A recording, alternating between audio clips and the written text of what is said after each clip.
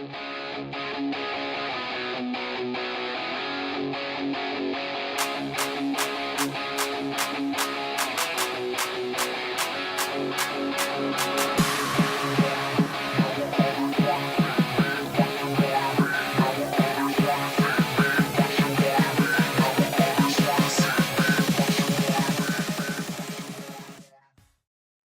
everybody, this is Chris Miller, Off the Rails Media. Welcome to another episode of On the Move with the Caravan Football Preview Show with host Jim Powers. And Jim, how are you doing today?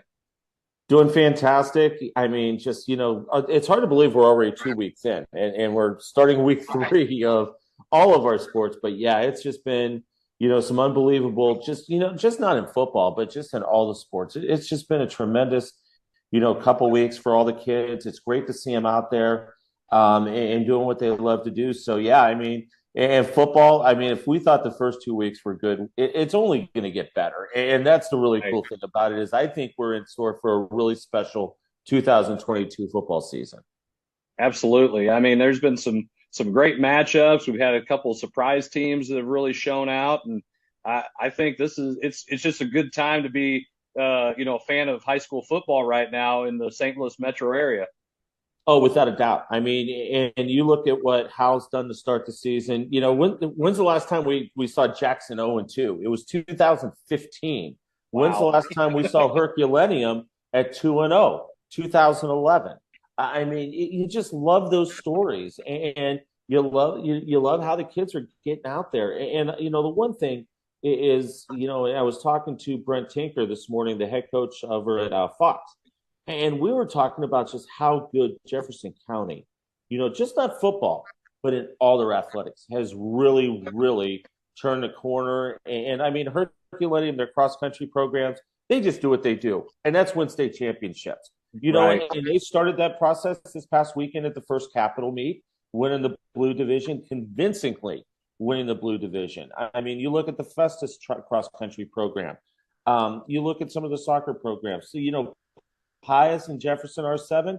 I'm telling you, volleyball-wise, the Jefferson CAA is just going to be unreal on the volleyball side of things this fall. So, I mean, that's been a really cool thing is how Jefferson County is really, up their game in competing with a lot of the big names here in the metro area. But then you look at the teams in the metro area, they're like, yeah, we're going to continue to build upon what we've been doing for so many years in all of our sports. So, right. I mean, it's just been great. It's been a lot of fun. Right. And I'm really looking forward to that Jefferson R7 St. Pius volleyball matchup too that's upcoming because I think that one's going to be an epic battle for sure. That's going to be a 5-set marathon heavyweight battle. I mean, and I've had a chance to see Pius play. I know what R7's all about on the volleyball side. That's just going to be an outstanding match. And I'm kind of hoping that it's on a night that I don't have anything here at Rosati, so I could drive down and watch that game because it's just going to be phenomenal. Oh, it's going to be a lot of fun for sure, especially with those two teams. So moving back over to football, we had the rankings come out for all the classes. Jim, what do you think about those? Yeah, I mean, let's jump into Class 6. And obviously with CBC losing, and it was their worst defeat, since I can remember in covering CBC. I mean, East St. Louis is that good. They're that good. They are that good, and they are that talented. And I didn't think it was going to be that bad, but boy, I tell you what, CBC, I think, learned a lot about themselves. They'll drop down to number 2 in the poll. Liberty North, everybody that remembers the state championship game from last year, Liberty North is going to be a team to watch all year long. Lee Summit North, a really good team. Nixa, I'm telling you right now, if there's a dark horse in the race, it's got to be Nixa. I mean, with, the beating that they put on Webb City last week, and then they turn around and do it again this week. Then you slide down to DeSmet, and somebody mentioned that DeSmet may be the best 0-2 team in the state, and I agree with that. I mean, you play Springfield Catholic out of Ohio, then you turn around and play IMG. Yeah, you're starting the season on a pretty good note. So DeSmet 6, Marquette, what a great victory, 14-2, over a really good Summit team. But, Marquette sneaking in there, and then Troy at 1-1 just doing some fantastic things. And then you jump over to Class 5, and this is the one that I have a little issue with. Carthage deserves to be number 1. I totally get it. They started off strong. Webb City in the number 2 slot bothers me. And it not because of it being Webb City, because they got their doors beat off by Nixa on their home turf in week 1. Francis Howell, look what Howell's done. They beat Zumi North. Then they turn around and they knock off Jackson. I mean, you've got to give Howell a little bit of respect in that Class 5. So they're the number 3 team.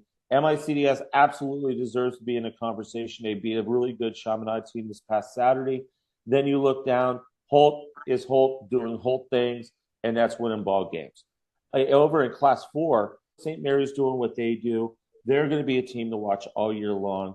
And then you go to Class 3, Lutheran St. Charles. Lutheran St. Charles is really good, really talented. Cardinal Ritter is right there. You got Valley Catholic sitting there. And what a start for Valley Catholic.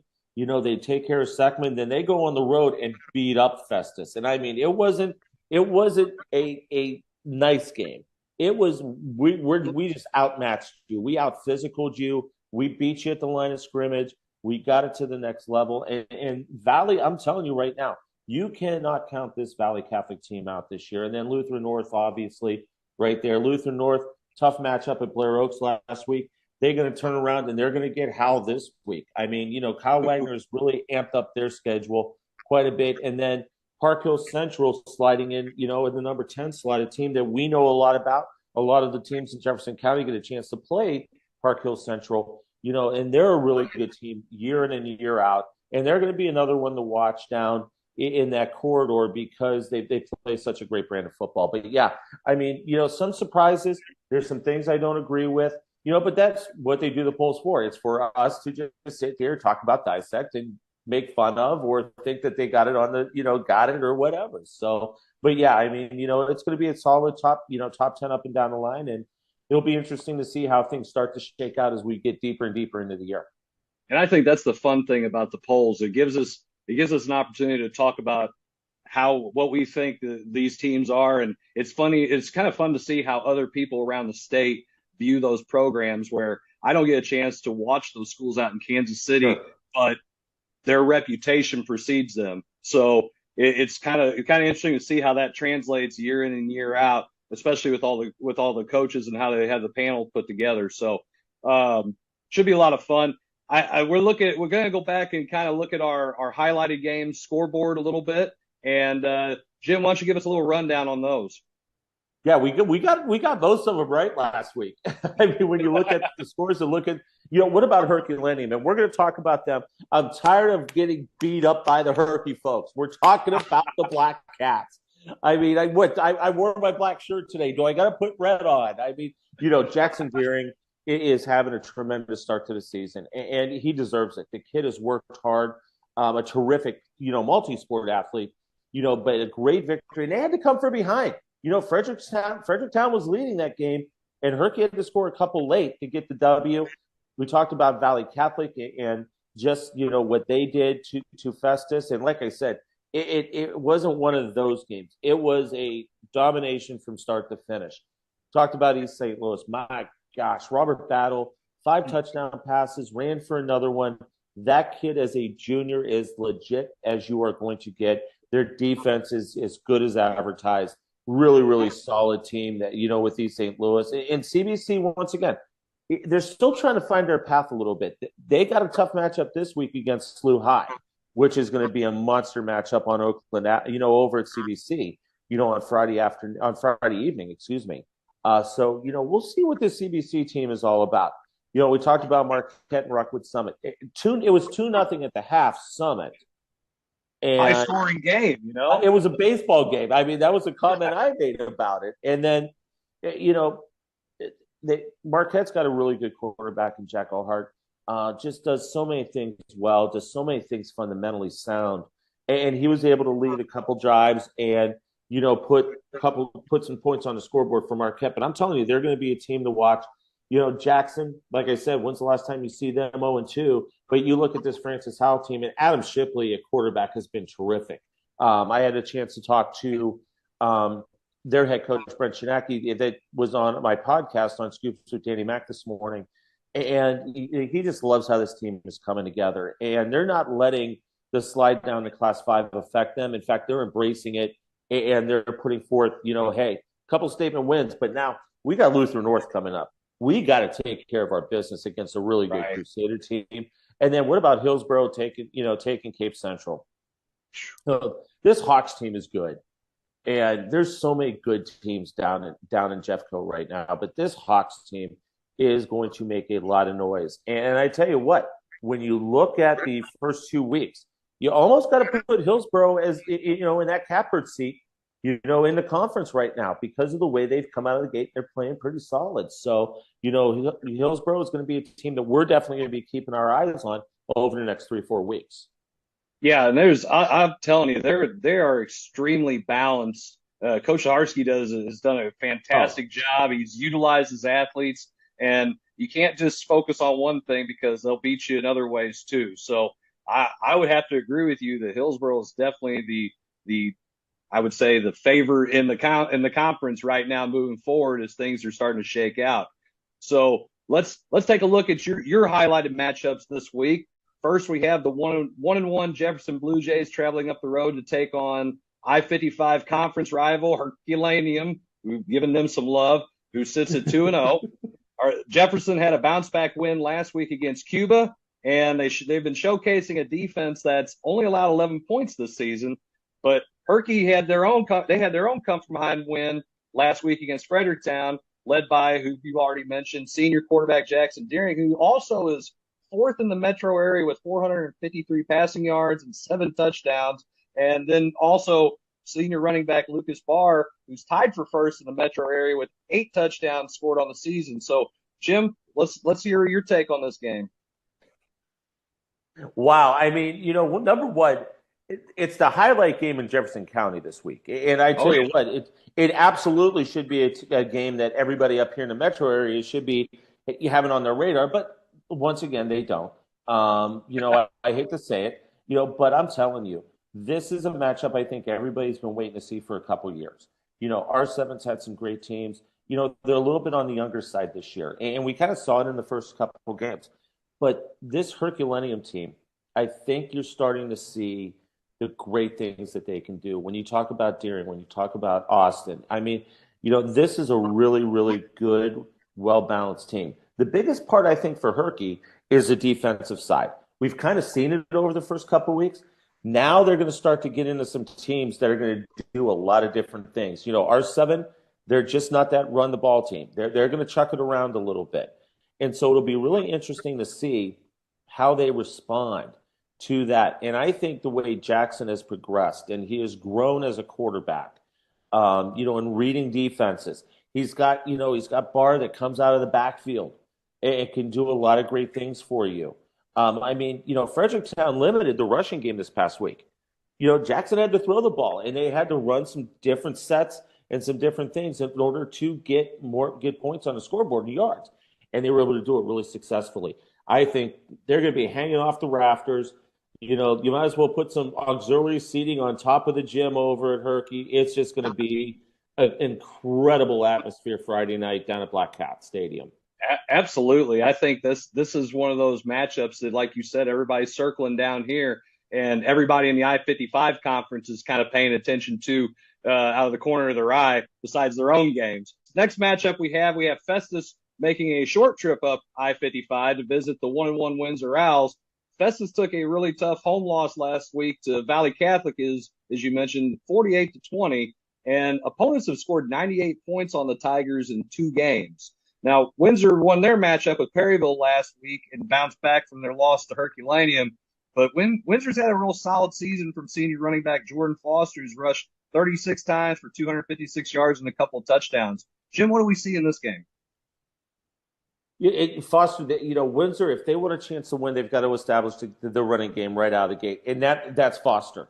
You have to get him going early because I think if you can establish the running game, it's going to open a few things up for you. I think you're going to be able to do some different things, but that's been the biggest Achilles heel right now for Festus is their defense.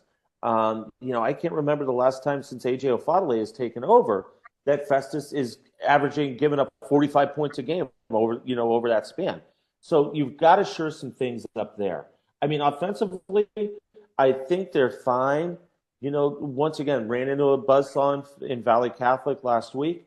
You're not able to do a bunch of stuff that you normally like to do just because Valley is so doggone physical up front. You don't have a lot of time to breathe, basically, on the offensive side of things. So this is a game to where you can kind of maybe make some changes and do some different things. But I'm telling you, don't count Windsor out. They are going to be a pretty good matchup for Festus, especially this year. I think Windsor's starting to turn the corner a little bit. And once again, when you got a great running back, that's kind of going to get you going in the right direction. Right. At least you have something where you can say, hey, we're going to try to take the air out of it a little bit and keep time of possession. When you have a running back who can pick up yards and is a workhorse like Foster is, that's what you can get. Our next matchup is the Payless Broncos are going to be taking their 1-1 record down to Crystal City to take on the 2-0 Hornets. Payless is coming off of the 32-30 loss to Grandview last week, while the independent of a conference, Crystal City, has won last week 40-20 over Louisiana. And on the season, this is a pretty impressive number. Crystal City Hornets have accumulated 714 yards on the ground to just 66 yards through the air passing. So, Jim, wow, I mean, just what do we have here? This is great. I mean, Crystal City's really turned the corner, and they're coming out of the gate firing. Well, and that's the thing. You got to remember, we actually talked about this on the Coaches Box a few weeks ago about when Crystal City is good and, you get them back to where they were maybe 10 years ago. Well, in some of those big battles that they had with Maplewood, Richmond Heights in the state playoffs, for 2-3 years running. That's what you want to see in Jefferson County. When Crystal's playing well, when Herky's playing well, Festus is going to do what they do, or, Hillsboro. When all of those teams are doing great things, that's what makes football fun. And I love what Crystal's doing right now. I think offensively, running the ball, they're nothing special. Guess what we're doing? We're lining up helmet to helmet. We're going to punch you in the mouth. We're going to let our line move to the next level, and we're going to average 5-6 yards a carry. That's what Crystal's identity is this year. And if they're going to win games, that's what they need to do. Don't waver in it. Don't look the other way and think, okay, well, maybe somebody's going to think we're doing this too much. We're going to pass the ball. And I don't think we're going to see that out of that terrific coaching staff over at Crystal. They love to run the ball, and that's what they're going to do. And that's what they're going to need to do. And I think, Bayless, once again, team turning the corner a little bit, great stadium, that they just built over the last couple of years. You got to remember, too, this Bayless football program is still kind of in its infancy, so to say. Right. It reminds me a lot of what R7, a couple of years ago was all about. They're starting to get some of those South County kids. They're starting to get some of those folks in. You build a really nice stadium. I mean, you're going to see some great things out of Bayless, but, once again, I love what Crystal's doing. And when Crystal City football is winning and we're talking about them, all is right in the world with Jefferson County football. Right. And it's fun to see a lot of Crystal City, they're independent, but they're a Jefferson County school. They would probably be in the I-55 conference. And I feel like all these small schools can really compete in the conference. So it's going to be really fun to see how things really shake up when it's all said and done with how all these teams compare at the end of the season with their records. Oh, without a doubt. And once again, yeah, they're playing an independent schedule. And I get why. I totally understand it.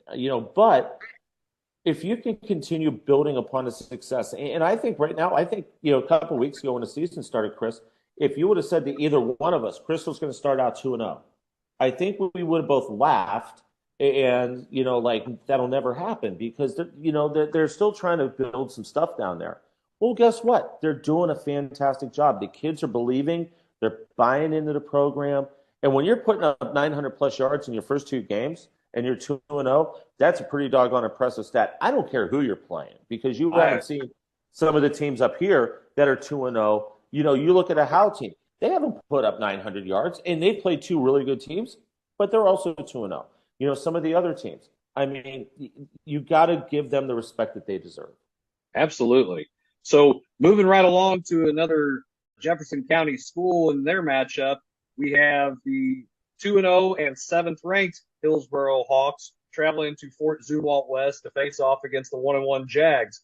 Hillsboro, led by a K-State recruit, running back Austin Romine helped defeat Cape Central last week, 47-7, and have amassed 722 yards on the ground. So we're just talking about how great this was for Crystal City to do, but Hillsboro, looking at what they've done, they've done that and then some as well. Plus, they're also throwing the ball. And for Zumwalt West, rebounded and shut out Belleville West 49-0 last week. So they're trying to kind of maybe jump in here and get back to over 500 while Hillsboro's trying to stay undefeated. Tough matchup for Hillsboro. Number one, you're taking an hour trip north. You're taking a team that's been pretty successful going against one of the blue bloods in the GAC, and that's what you got to talk about.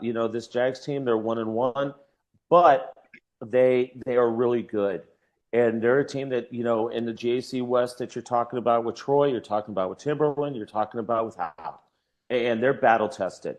So this is a great matchup for Hillsboro early season, and we've talked about it over the first 2 weeks. Another great early season non-conference matchup. And I love Hillsboro's, scheduling mentality. Romaine is a terrific running back. He's going to do some terrific things for Chris Kleiman out of K-State, after he graduates this year. I know he's got a lot in the tank this year. I think he is going to do a lot of great things. Yeah, and I do think that not only do they have him, but they spread that ball out, and they have a lot of different guys that can hurt you and beat you. And like I said, it's not just ground and pound. They throw the ball too. So if you're going to try to take away the run, good luck. And I think this is a really good test for Hillsboro moving forward. And hey, there's some pressure now. I mean, you're state ranked, so you got to kind of keep that same level every day through, because everybody's going to try to knock you off. Our next matchup. Go ahead. Real quick, Chris. No, real quick. And just, Zumwalt West, they're big up front. I mean, they're big and nasty up front. This is going to be a great test for the offensive line for Hillsboro to get some things going and to get the rushing game going, because the Jags, they are so fundamentally sound up front defensively, and like I said, they're big, they're physical. This is a great matchup to kind of stack up where you're at, because Zumwalt West reminds me a lot about North County. Guess what? If you're Hillsboro, this is a great predecessor game to when you're going to play North County later on in the year. Absolutely. So, I mean, it's good. And like you said, I like to see tough matchups early on in the season, and I do think it's going to make them a lot better moving forward. So our next matchup is 2-0 Parkway Central. They're heading to Rockwood Summit. Central won last week 22-0 over McClure, and they've given up only 18 points this season. Junior running back DJ Burgess has carried the rock 55 times for 303 rushing yards and scored 6 times. And Summit's going to look to rebound from their tough 14-2 loss to Marquette last week that we also talked about. Jim, what do we see in this game? A great matchup. And, Parkway Central, once again, they're another team that, have had a couple, lean years over the last 2-3 years. And, they're another group that's starting to turn the corner a little bit. And a great start for them, 2-0. You've got a great Summit team. And once again, Marquette, they score points in bunches, and you hold down the 14, that's pretty good. The biggest part of this game, I think, is going to be the Summit offense. They've got some kids, but once again, we talked about it last week. You lose a kid like Drew Corbath. You lose some of those offensive weapons that he had and a couple of kids up front. So you're still kind of trying to figure some things out a little bit. And, Parkway Central, once again, they love to mix everything up. They love to throw it around. They love to run the ball. They're very diverse. They'll, do a lot of different things to you. So, John Diffley, the defensive coordinator, a good friend of mine at Summit, he's going to have his work cut out for him because of some of the different things that Summit does. But the biggest part for Summit is they've got to get some offensive production going out of their running backs and out of their quarterback. I think this is a great game. In my mind, in St. Louis, this may be one of the best games of the weekend. Oh, that's interesting to see. Hopefully I can find it streaming somewhere and maybe catch a little bit of it later on. Our next matchup features the 1-1 Kirkwood Pioneers traveling down I-44 to visit the 2-0 Eureka Wildcats.